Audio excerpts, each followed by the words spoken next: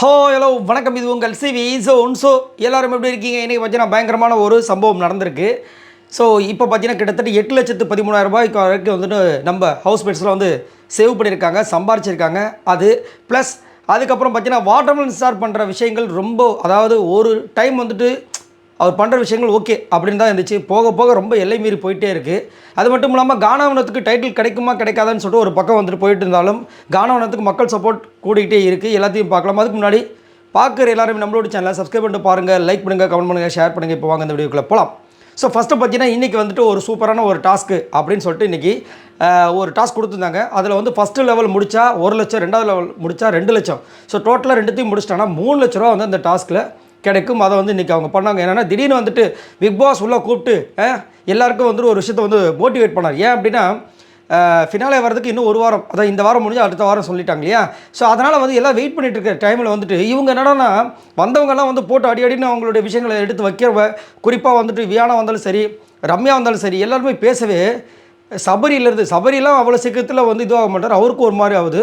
இன்னொரு பக்கம் கானாவனத்தை வந்து ட்ரிகர் ஆகிட்டே இருக்கார். இன்னொரு பக்கம் சாண்ட்ரா டல்லாக இருக்காங்க. அப்புறம் விக்ரம் ஆல்ரெடி வியானாவால் முடிஞ்சு போச்சு. திவ்யா மட்டும் ஓரளவுக்கு கரெக்டாக இருக்காங்க. ஏன்னா வந்தவங்க யாருமே திவ்யா கிட்ட பெருசாக வச்சுக்கல.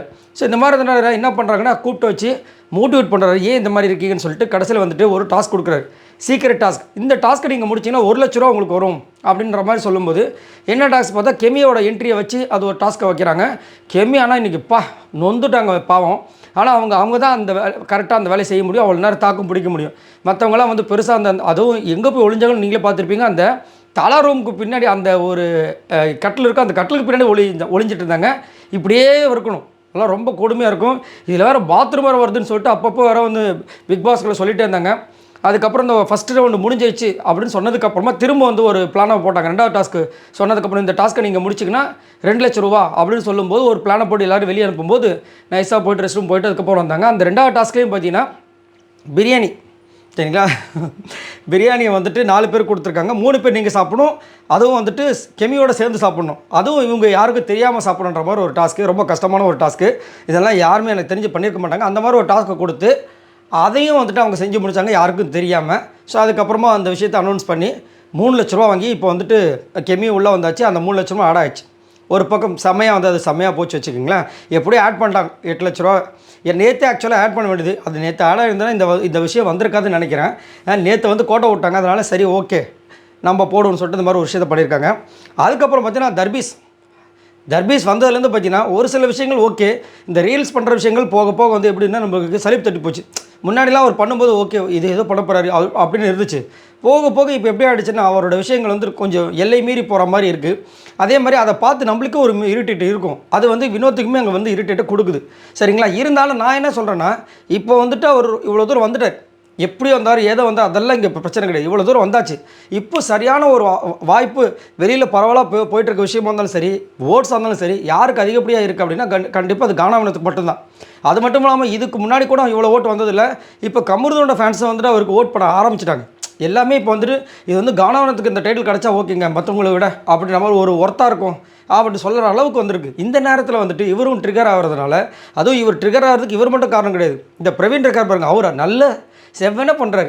ஒருவேளை வந்து சைலண்ட்டாக ஏதாவது வேலையை பண்ணுறாருன்னு தெரியல இவருக்கு ஆப்பு அடிக்கிறது. ஏன்னா இவர் வந்து பண்ணுறதுனால இவர் வந்து உசுப்பாயிறாரு. இவர் அவனும் கலாய்க்கிறார், அப்போ நம்மளும் சேர்த்து கலாய்ச்சிரும் அப்படின்ற மாதிரி கலாய்க்கிறாரு, தேவையில்லாதது. அதனால தான் பிக் பாஸ் வந்துட்டு டக்குன்னு என்ன பண்ணாருன்னா 2 பேருக்கு வந்துட்டு ஒரு வார்னிங்கை கொடுத்தாரு, நம்ம திவாகருக்கும் வினோத்துக்கும். நீங்கள் தயவு செஞ்சு பண்ணாதீங்க, பண்ணிங்க அதுவும் வந்துட்டு நீங்கள் மகிழ்ச்சியாக எப்படி நகைச்சுவாக விளையாடும் போது கூட வந்துட்டு வார்த்தைகள் எக்ஸ்சேஞ்சு ரொம்ப கவனமாக இருக்கணும். நீங்கள் திரும்ப இந்த மாதிரி பண்ணிங்கன்னா அது நல்லா இருக்காதுன்ற அளவுக்கு வந்து கொடுத்துட்டாங்க. ஏன்னா இவங்க எப்படி பேசுகிறாங்கன்னா 2 பேருமே மெச்சூரிட்டியான ஒரு ஆட்கள், நல்லா வளர்ந்தவங்க, நல்ல ஏஜ் இருக்குது. என்ன ஆகிடுதுன்னா இவங்க 2 பேரும் ஜாலியாக பேசிக்கிறாங்களா இல்லை சண்டை போட்டுக்கிறாங்கன்ற விஷயங்களே அவங்களுக்கு தெரிய மாட்டுது. அந்த அளவுக்கு பேசிக்கிறாங்க, இப்படி பண்ணிக்கிறாங்க.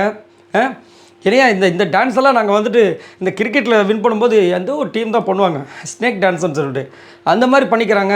திரும்ப திடீர்னு சேர்ந்துக்கிறாங்க. திடீர்னு பார்த்தா தர்பீஸோட மடியில் வந்து இவர் படுத்துட்டு இருக்கிறாரு கானாவனத்து. அதுக்கப்புறம் பார்த்தா அநியாயத்துக்கு கலாய்ச்சிக்கிறாங்க. அவர் வந்து இவர் தான் வந்துட்டு எருமை மூஞ்சி சம்திங் ஏதோ சொல்கிறாரு, இவர் வந்து பண்ணி மூஞ்சின்னு ஏதோ கலாய்க்கிறாரு. இப்படியே மாறி சொல்லிக்கிறாங்க. அதனால் இதுக்கு ஒரு தடை போடணும்னு சொல்லிட்டு ஒரு விஷயத்தை பண்ணாங்க. பட் இருந்தாலும் இப்போ கொஞ்ச நேரத்துக்கு முன்னாடி பார்த்தீங்கன்னா தர்பீஸ் என்ன பண்ணுறாரு, ஆக்சுவலாக எல்லாமே காமன், அந்த வீடு எல்லாமே ஃபுல்லாக பார்த்தீங்கன்னா காமன், எல்லாருமே யூஸ் பண்ணுறதுக்கு தான். இந்த ஸ்விம்மிங் பூலுமே அதே தான்.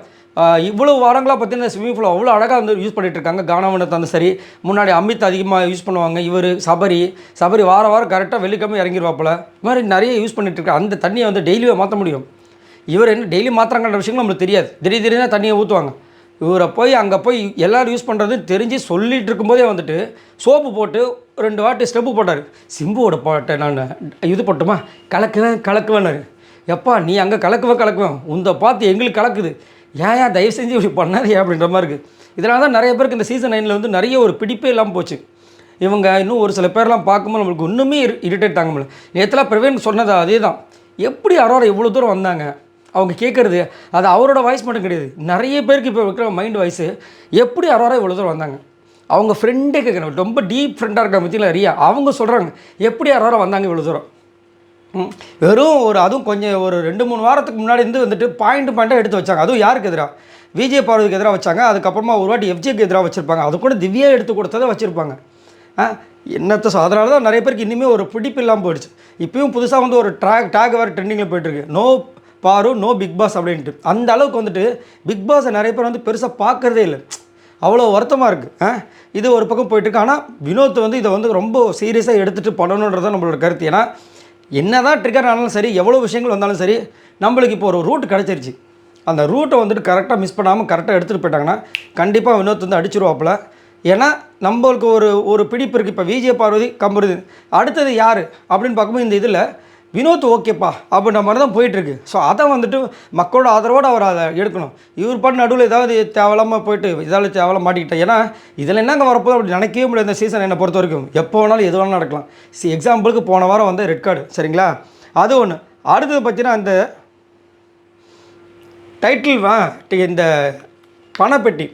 பணப்பெட்டியில் ஒரு சம்பவம் இன்றைக்கி இருக்குன்ற மாதிரி ஒரு அப்டேட் வந்து போயிட்டுருக்குது. இதை வந்து யார் நம்ம சாண்ட்ரா வந்து எப்போ வேணாலும் எடுக்கலான்ற மாதிரி ஒரு விஷயத்தையும் சொல்லியிருக்காங்க. நம்ம இவர் விக்ரமும் வந்து பயங்கரமாக ரெடியாக இருக்கார். ஆனால் அவர் ஒரு டார்கெட்டை செட் பண்ணிட்டார். எனக்கு வந்து கிட்டத்தட்ட ஒரு 18 லட்சம் வரைக்கும் நான் வந்துட்டு வெயிட் பண்ணுவேன் அப்படின்ற மாதிரி. பட் சாண்ட்ரா வந்து நான் வெயிட்டே பண்ண முடியாது. ஏன்னா சாண்ட்ராவை வந்தவங்க எல்லாருமே ஒரு நாளும் ஒரு விதமாக கலாய்க்கிறாங்க. ஒரு நாளும் பார்த்தீங்கன்னா, அதுவும் வந்துட்டு வியானா வந்ததுலேருந்தே பார்த்தீங்கன்னா அவங்களோட ஃபுல் அட்டாக்கிங் வந்து சாண்ட்ராவை தான் இருக்குது. அவங்க ரொம்ப நொந்துட்டாங்க. குறிப்பாக பார்த்தீங்கன்னா அந்த நடிப்பு, அதுக்கப்புறம் வெளியில் வந்து இந்த கிறிஸ்டோஃபர்ன்ற வேர்டு திரும்பி உள்ளே போய் சொல்ல வச்சது, வெளியில் என்னெல்லாம் வந்துட்டு சாண்ட்ராக்கு எதிராக வந்து என்னென்ன வார்த்தைகள் போச்சோ, என்னென்ன விஷயங்கள் போச்சோ எல்லாத்தையுமே எடுத்துகிட்டு போய் உள்ளே போய் போட்டு உடச்சிட்டாங்க. அதுலேருந்தே அவங்களுக்கு வியானா மேலே காண்டு இருந்து, சரி வியானாவை மட்டும் தான் நம்ம எதிர்க்கிறோம் அப்படின்ற போது திடீர்னு வந்துட்டு ரம்யா இன்றைக்கி வந்து ஒரு சம்பவத்தை பண்ணிட்டாங்க. அந்த பாத்ரூமில் நீங்கள் வந்துட்டு பாரு கூட சேர்ந்து பாருக்கிட்ட வந்து என்ன சொன்னீங்க, அவள் ஒரு பாம்பு, அவளை நம்பாதன்றிருக்கீங்க. அது எனக்கு எவ்வளோ ஹர்ட்டாக இருக்கும். நீங்கள் அடுத்த நாளே வந்து என்னை கட்டிப்பிடிச்சி நீ இல்லாமல் நான் என்ன பண்ண போகிறேன்னு சொல்லிட்டு அழுவுறீங்க. இதில் எந்த சான்றாவை நான் வந்து நினைக்கிறது, எப்படி நான் இது பண்ணுறதுன்ற மாதிரி சொல்லும்போது எனக்குலாம் வந்து அதை தாங்கவே முடியல. அதை வந்து நான் அப்சராக்களை சொல்லி ரொம்ப ஃபீல் பண்ண அழுதுன்ற மாதிரி சொன்னாங்க. அது பார்க்கும்போது நம்மளுக்குமே ஒரு வருத்தம் இருக்கும். ஏன்னா என்னதான் ஒரு இதுவாக இருந்தாலும் அந்த ஒரு பாண்டிங்கை செட் பண்ணுறாங்களா, போகும்போது வந்துட்டு நீ இல்லாமல் நான் எப்படி இருக்க போகிறான் அப்படின்னா அவங்க என்ன பண்ணுவோம், அவங்கள பற்றின விஷயங்கள் போய் பார்க்கணுன்னு போய் பார்ப்பாங்க. அது ஒரு நாளைக்கு முன்னாடியே வந்துட்டு அவள் ஒரு பாம்பு அப்படின்னு சொன்னால் அதை பார்க்கும்போது எப்படி இருக்கும். அப்போ அத்தனையும் நடிப்பாக அது தோணும் இல்லை. அதுக்கப்புறம் திரும்ப வந்து அந்த கார்டன் ஏரியாவில் வச்சு சரியான ஒரு சண்டை போச்சு. எது எப்படியோ சாண்ட்ரா வந்து இவ்வளோ விஷயங்கள் வரும்போது தெரிஞ்சிருக்கும். வெளியில் ஒரு பெரிய விஷயம் போயிருக்கு. நம்ம போகும்போது கண்டிப்பாக வந்துட்டு இந்த பெட்டி எடுத்துகிட்டு போகிறது நல்லது. ஏன்னா ஓட்டு எப்படி கம்மியாக இருக்கும் அவங்க கண்டிப்பாக கணக்கு போட்டிருப்பாங்க. ஏன்னா இவ்வளோ பிக் பாஸை பார்த்தவங்களால கண்டிப்பாக வந்து இதெல்லாம் வந்துட்டு கனெக்ட் பண்ணாமல் இருக்க மாட்டாங்க, கண்டிப்பாக கனெக்ட் பண்ணியிருப்பாங்க. ஸோ நம்மளுக்கு இந்த வாட்டி ஓட்டு ரொம்ப கம்மியாக இருக்கும். இதுதான் சான்ஸ்ன்னு சொல்லிட்டு கரெக்டாக எடுப்பாங்க. எனக்கு தெரிஞ்சு விக்ரமுக்கே வந்துட்டு விபூதி அடிக்கிறதுக்கு சாண்ட்ரா ட்ரை பண்ணுவாங்க. பார்க்கலாம் என்ன நடக்குது, இவங்க 2 பேரில் யார் அந்த பெட்டி எடுக்க போகிறாங்கன்னு. ஏன்னா மற்றவங்க யாரும் அந்த பெட்டிக்கு ஆசைப்படுற மாதிரி தெரியல. நீங்கள் உங்களோட கருத்தை சொல்லுங்கள். இந்த பெட்டி யார் எடுத்தால் கரெக்டாக இருக்கும்? என்னை கேட்டிங்கன்னா விக்ரம் எடுத்தால் சூப்பராக இருக்கும். உங்களோட கருத்தில் சொல்லுங்கள். பாய் நண்பர்கள்.